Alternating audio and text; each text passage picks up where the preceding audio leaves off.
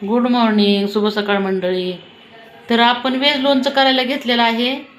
तर हे रात्रभर मी सुकवलेलं आहे. पूर्ण गाजर, मिरची, आवळा, मुळा आहे, कारलं पण ठेवले सुकवायला. ते आणते आता. ह्याच्यामध्ये कारले टाकायच्यात आपल्याला.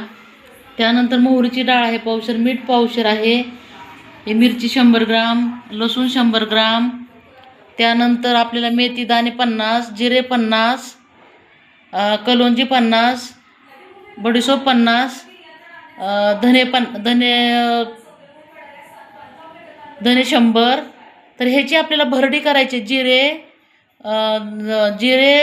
धने आणि बडीशोप अख्खीच टाकायची आपल्याला स्वादसाठी.